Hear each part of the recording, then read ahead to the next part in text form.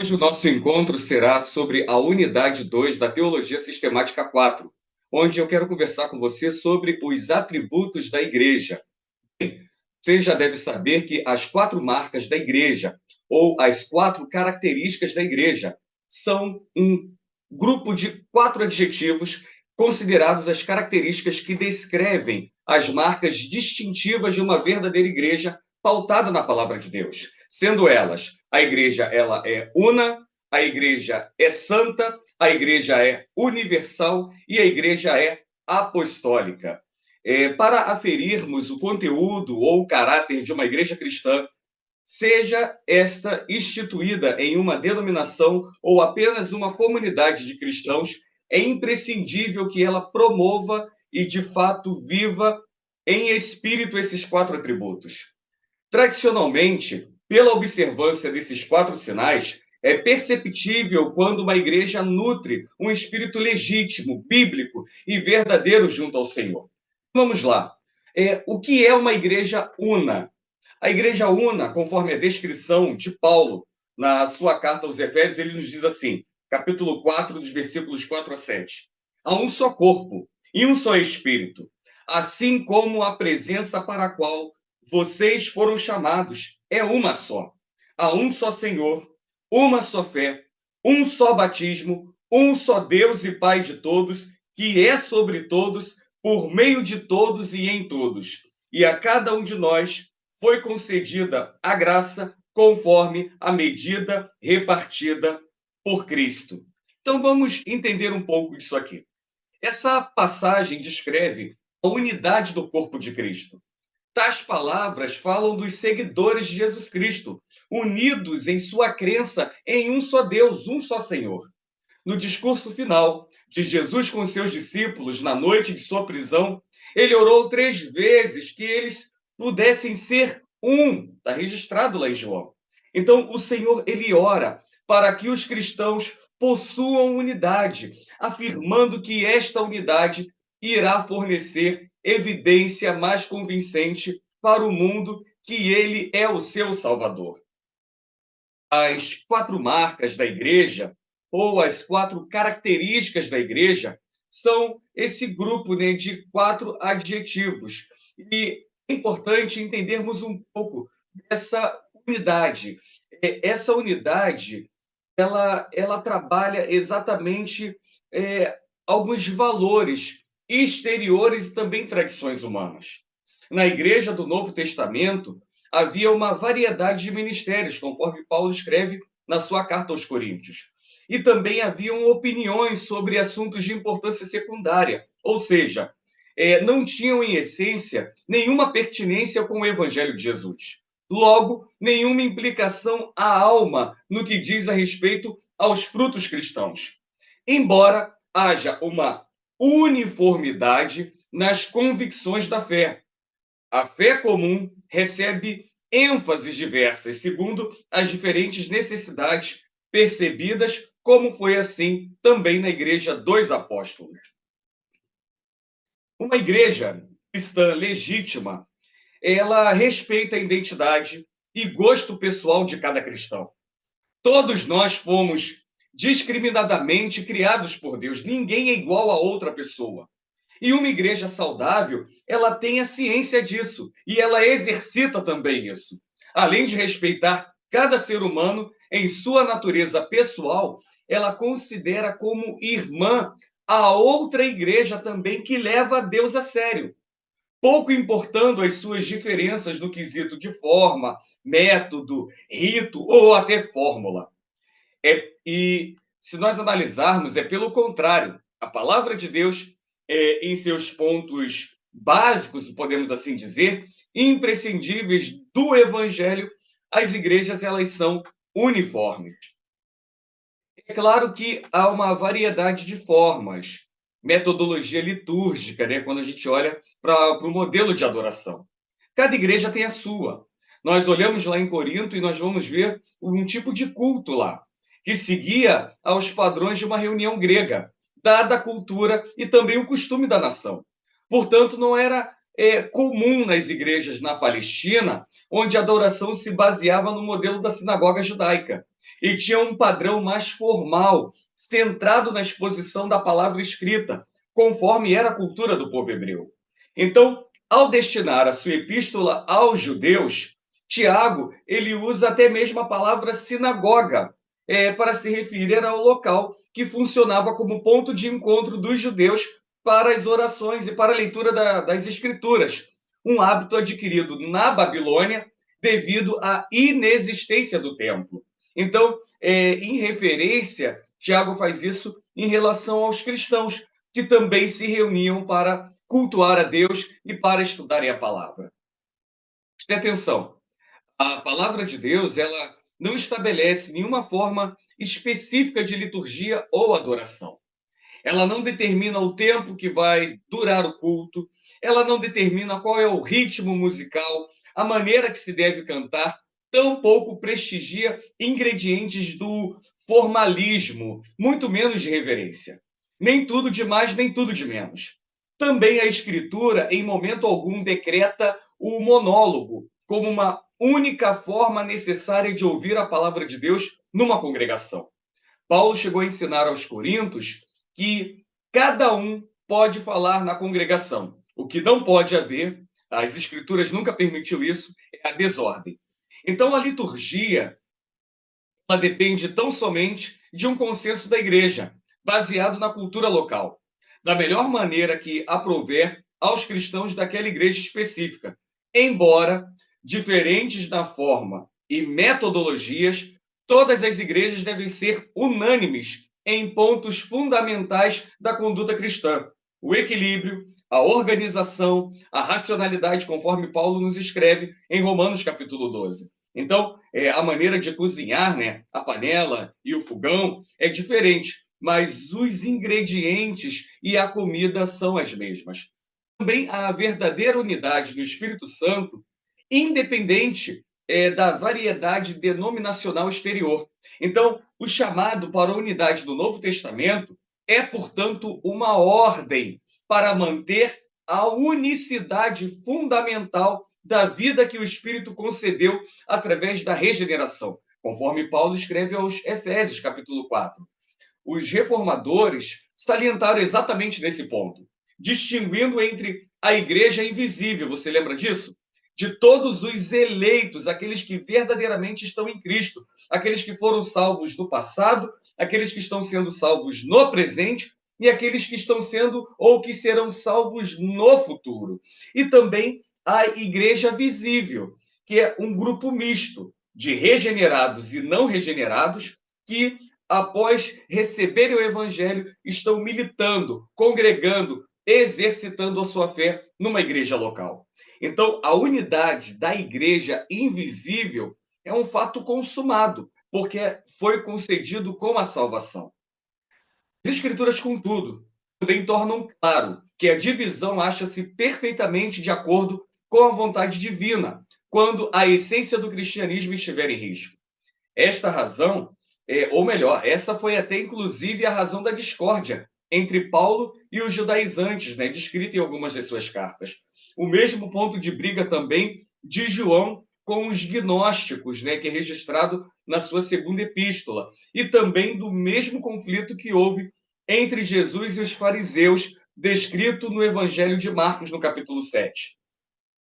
É significativo notar que quando Judas Tadeu pretendeu escrever sobre a salvação que temos em comum, ele achou necessário insistir com os leitores para batalhar diligentemente pela fé que uma vez foi entregue aos santos, tá? Escrito lá em Judas capítulo 3. Então, para o Novo Testamento, essa unidade, essa igreja una, está baseada em um compromisso consciente com as verdades reveladas do cristianismo apostólico. O Novo Testamento dirigiu os seus ensinamentos sobre unidade a grupos bem específicos, com implicações imediatas para os seus relacionamentos visíveis. Jesus orou pela unidade, que ajudaria o mundo a crer. Embora o paralelo entre essa unidade, a dele com o Pai, confirme o caráter essencialmente espiritual da unidade bíblica, esta certamente inclui identificação visível de vida e propósito, pois o Senhor Jesus, em toda a sua missão, expressou uma união visível e demonstrável com o Pai. Em outras palavras, é preciso buscar uma unidade visível mais plena do que aquela que está sendo experimentada pelos que são fiéis ao Evangelho apostólico. Precisamos também entender um pouco dessa segunda característica, que é a igreja ela é una, já vimos aqui, mas a igreja também é santa. E o que significa a palavra santa? Significa a procura constante da igreja pelo seu aperfeiçoamento e amadurecimento espiritual. Lembra de Efésios capítulo 5? Pois o fruto da luz está em toda bondade, justiça e verdade. Romanos 1,7. Todos os cristãos foram chamados para serem santos. 1 Pedro, né, a gente vai ver também uma referência quanto a isso, que o povo de Deus forma a nação santa. E Jesus ele fundou a sua igreja terrestre para continuar a sua obra redentora e santificadora no mundo, sendo a santidade da igreja, é claro, derivada da santidade de Cristo. Então, num sentido mais profundo, a igreja é santa, da mesma forma que todo indivíduo cristão é santo. Ah, mas ele é pecador, professor. Ah, mas ele carece da glória de Deus, da misericórdia do Senhor. É claro, mas na virtude dele estar unido a Cristo, ele é separado por Cristo, ele é revestido com a justiça de Cristo. Então, na sua posição diante de Deus, em Cristo, a igreja é irrepreensível e isenta de qualquer mancha moral. Porém, por questões naturalmente óbvias, isto não implica que os membros da igreja estão livres do pecado. Quando a gente analisa a palavra santa, nos diz respeito ao ânimo firme na santidade, no cultivo de objetivos e pensamentos que são agora justos e puros, que produz resultados sólidos na caminhada de um agrupamento de cristãos. Todos são pecadores por si só, mas cabe aos cristãos, aqueles que foram convertidos em nova criatura, a se alimentarem constantemente esse ânimo de permanecerem santos. Erros virão. A igreja local, qualquer uma, a igreja aqui presbiteriana brasileira, a IPA, a igreja presbiteriana de Angola, todas vão cometer erros. Todas talvez estarão suscetíveis a escândalos. Por quê? Porque ele é composta por homens. E esses homens, eles são naturalmente limitados, falíveis, mas a diferença de uma igreja santa para uma igreja pervertida é que a primeira sempre retroagirá publicamente e se arrependerá, se desculpará dos seus erros, mudará o seu caminho em busca da santidade, porque ela nutre a humildade e a simplicidade da sua humanidade a modo de reconhecer os seus erros e também as suas limitações. Afinal, as Escrituras nos dizem que grande parte da vida da igreja no Novo Testamento foi eivada de erros, divisões, falhas morais, instabilidade. Olha o exemplo da igreja de Corinto, a igreja da Galácia, a igreja de Colossos.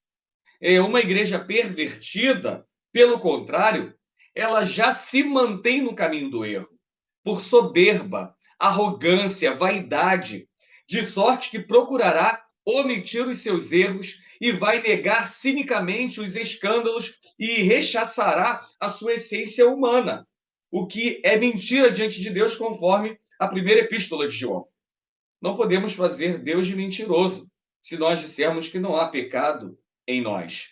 Invariavelmente, essa igreja, ela continuará no caminho do erro, embora perigosamente muitos nela inseridos não enxergarão devido à índole já encarnada da congregação em seus corações.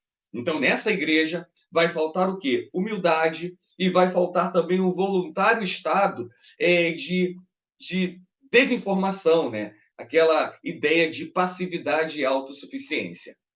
A união com Cristo, ela envolve também uma santidade de vida que seja visível. Desse modo, a relação da igreja com Cristo, seu cabeça, será expressa no caráter moral, nas características especiais da sua vida e nos seus relacionamentos comunitários.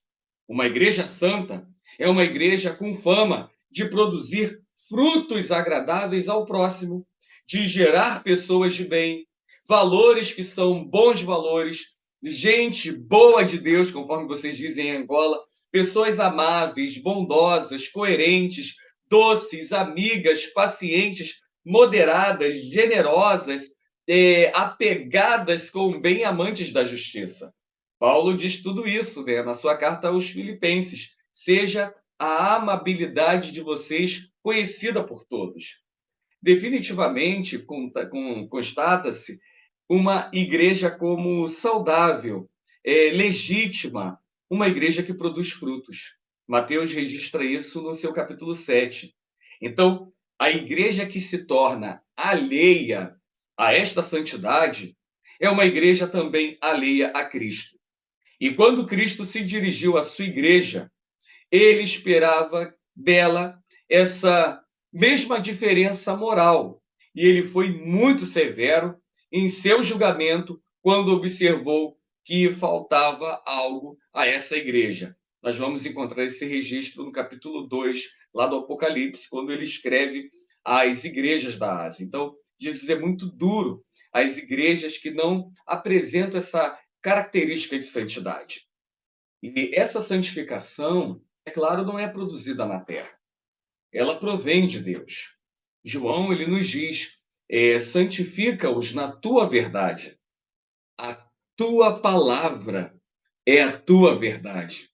Uma igreja sólida e coerente nos ensinos das Sagradas Escrituras, que respeita e é submissa aos dizeres da Bíblia, é claro, ela vai se santificar, de maneira a ser levada seguramente, se provendo de qualquer sentimento que desemboca no pecado, como falta de humildade, falta de justiça, falta de bondade, falta de amor, consideração e também respeito ao próximo. Bem, também preciso falar com você sobre a terceira característica da igreja, que é a característica universal. Mas universal não tem nada a ver com a Igreja Universal do Reino de Deus, que também é presente aí em Angola. A palavra universal deriva da palavra católica, que vem do grego católicos, que significa universal. E isso nos remete à universalidade da Igreja de Cristo e a característica mais importante da nova aliança. Lembra de Mateus 28? Do grande chamado que Jesus colocou para cada um de nós, do ide, portanto, ide. Fazei discípulos de quê? Só de Jerusalém? Só de Angola? Só aqui do Brasil? Não. Fazei discípulos de todas as nações, batizando-os em nome do Pai, do Filho e do Espírito Santo, ensinando-os a observar todas as coisas que eu vos tenho mandado, e eis que estou convosco todos os dias até a consumação dos séculos. Então, a colocação aqui, todas as nações, é exatamente o que implica essa universalidade, fazendo com que a Igreja de Cristo na Terra ela seja aberta a todas as pessoas, de ambos os sexos, de todas as nacionalidades, para todas as culturas, para todas as origens. Refere-se ao fato da Igreja como o corpo de Cristo. E essa Igreja como o corpo de Cristo, ela não se limita a tempo, nem a lugar, nem a raça, nem a cultura, como acontecia com os judeus, que naquele momento, na antiga aliança, era o único povo escolhido. Agora não. Agora a igreja ela ganhou essa dimensão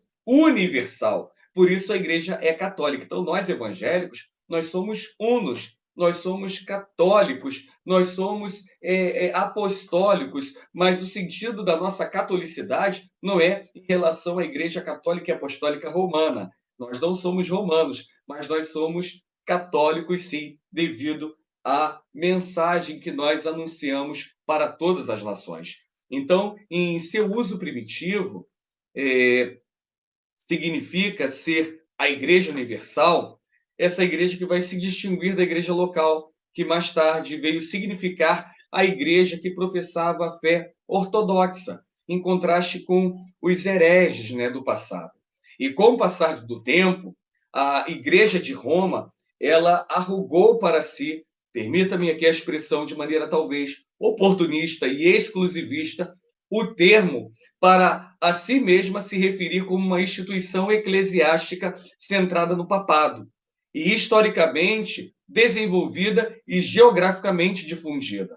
Os reformadores no século XVI tentaram restaurar o significado anterior da catolicidade, em termos do reconhecimento da fé ortodoxa. E, nesse sentido, argumentavam os reformadores, a Igreja Católica era, de fato, eles, e não a Igreja de Roma. Então, o principal aspecto da catolicidade de uma igreja verdadeiramente cristã está na sua abertura para todos. A Igreja do Senhor Jesus Cristo, distinta do judaísmo, que tinha o seu exclusivismo racial, e também diferente do gnosticismo, que tinha o seu exclusivismo cultural e intelectual, ela abriu os seus braços para todos que quisessem ouvir a mensagem e reconhecer o Senhor Jesus Cristo como Salvador, sem levar em conta cor, raça, posição social, capacidade intelectual e também antecedentes morais. Então a Igreja de Jesus, ela emerge no mundo como uma fé para todos. E o intuito dela é amar, cuidar e salvar a todos aqueles que o Pai enviou para Cristo. A única exigência para a admissão era a fé pessoal em Jesus Cristo como Salvador e Senhor. Como o batismo, também o batismo como um rito autorizado de entrada, porque nesse rito, esse selo visível e externo manifesta a graça, ou melhor, manifesta o evangelho da graça.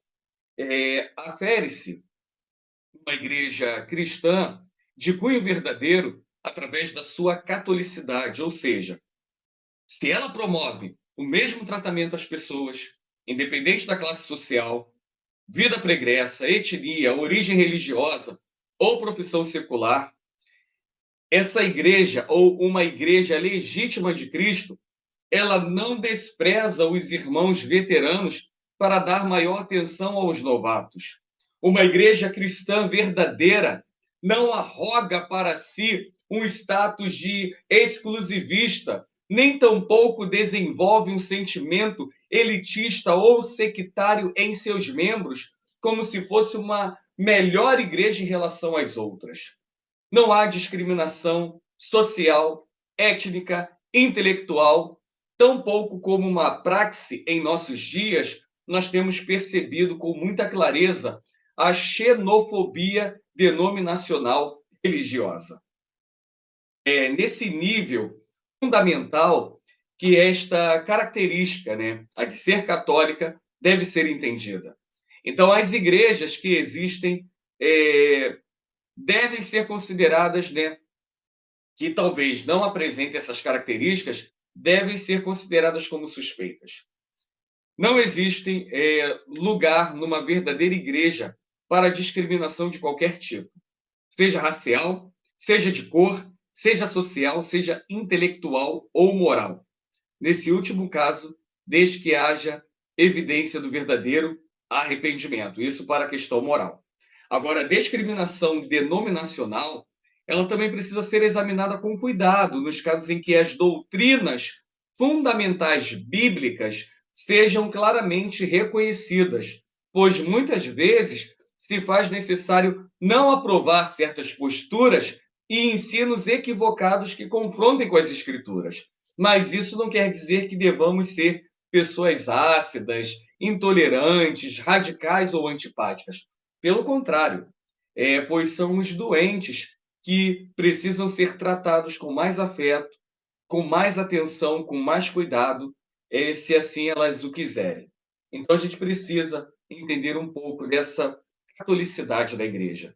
E por último ponto, eu quero falar aqui da última característica, que é a característica apostólica da igreja. Essa característica descreve a origem da igreja firmada na crença do sacerdócio universal. E o termo apostólica significa apenas na continuidade dos ensinamentos da igreja feita pelos apóstolos. Nós sabemos que os apóstolos foram testemunhas do ministério e da ressurreição de Jesus. Foram os arautos autorizados pelo Evangelho. Foram eles que condensaram o Evangelho do Senhor e colocaram nas Escrituras, né? É claro, por intermédio do Espírito Santo de Deus. Foi eles que, através da sua instrumentalidade, cunharam o Novo Testamento. Então, nesse sentido fundamental, toda a igreja é edificada sobre o fundamento dos apóstolos. E isso todas as igrejas cristãs, que, é claro, prescrevem o ensinamento do colégio apostólico. A apostolicidade da igreja, ela encontra-se, portanto, no fato de que ela conforma-se à fé apostólica, que uma vez por todas foi entregue aos santos. Judas diz isso, né, na sua epístola. Os apóstolos ainda governam e organizam a igreja na medida em que a igreja permite que sua vida, seu entendimento, sua pregação sejam constantemente reformados pelos ensinos das Sagradas Escrituras. Uma igreja sem estar fundamentalmente apoiada nas Sagradas Escrituras não pode, por nós, ser considerado uma igreja legítima. Então, desde que o apóstolo significa literalmente enviado, não é que se surpreender que o Novo Testamento retira-se ocasionalmente a outros apóstolos, ou melhor, refira-se ocasionalmente a outros apóstolos. Né? A gente vê isso lá em Romanos. Todos os que são hoje enviados pelo Senhor, evangelistas, pregadores, missionários, plantadores de igreja, são, em sentido geral, no grego do Novo Testamento, o apostoloi, enviados. Mas isso não subentende, de forma alguma, que eles têm uma posição de autoridade espiritual especial, competindo com o grupo original dos 12, cujo governo continua através das escrituras apostólicas. Nós não temos apóstolos nos dias de hoje. O último apóstolo foi João, que morreu de causas naturais. E reivindicar o cargo apostólico em nossos dias é comprometer erradamente o ensino bíblico e oferecer, na prática, um desafio grave com respeito à autoridade e finalidade da revelação divina do Novo Testamento. Os apóstolos, além do seu ofício original, eles foram imbuídos por Deus de condensarem o evangelho de Cristo nas Escrituras, de maneira a perfazer o Novo Testamento. Então, desde os tempos dos apóstolos, muitos falsários se levantaram, arrogando para si o título de apóstolo. Ensinaram o que não conviam, o que não era nada coerente com o evangelho de Cristo.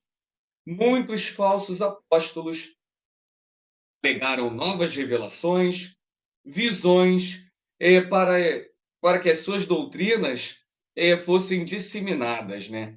E, inclusive, nós vamos ver registro pelos apóstolos e também por alguns discípulos, registros que são submetidos ao endosso apostólico, como é o caso do registro de Marcos, né?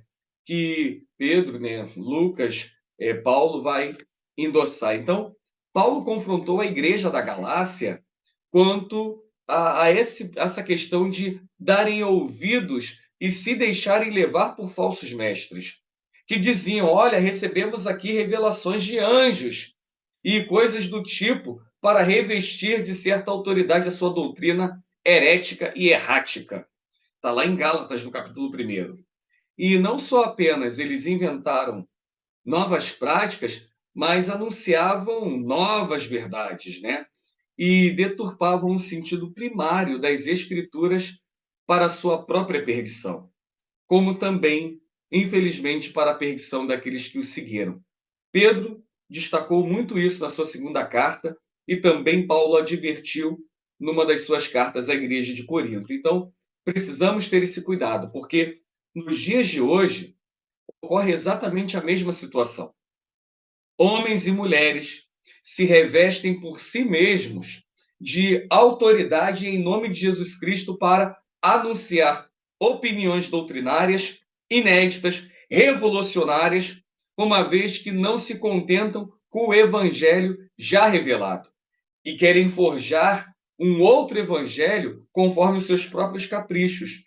E, infelizmente, há muitos homens e mulheres que não querem mais ouvir apenas o verdadeiro evangelho, mas querem ouvir um evangelho híbrido, recheado com sofismas e filosofias humanas. E esses homens e mulheres estão saindo por aí, autoproclamando-se como apóstolos e outros títulos religiosos. Aqui no Brasil, não sei aí em Angola, mas aqui no Brasil já temos até patriarcas, aqueles que não se contentam só com o termo apostólico e agora já estão se incluindo junto à galeria da fé e já estão escrevendo os seus nomes junto a Abraão, Isaac e Jacó. Então, isso é muito perigoso. Tito, ele vai nos dizer exatamente sobre isso, que haviam muitos homens se autoproclamando apóstolos, denotando autoridade, a fim de se revestir de crédito a sua pessoa, as suas palavras, e se assim continuassem, muitos simples, né, crentes, pessoas comuns, continuariam sendo enganados caso não fosse feito alguma coisa para contestá-los. Então, Paulo escreve a Tito trazendo essa recomendação que esses falsos profetas, essas falsas doutrinas precisavam ser combatidas. A sucessão apostólica é a sucessão do evangelho apostólico, quando o depósito original da verdade apostólica é passado de uma parte para outra geração. Homens fiéis para instruir a outros, conforme Paulo escreveu a Timóteo. A igreja, ela é apostólica à medida que reconhece na prática a autoridade suprema das escrituras apostólicas. E nós vamos encerrar o nosso encontro aqui. Deus assim abençoe a sua vida. E em breve nós entraremos na unidade 3 e falaremos mais um pouquinho desse módulo da Teologia Sistemática 4. Que Deus abençoe a sua vida, um forte abraço e até o nosso próximo encontro.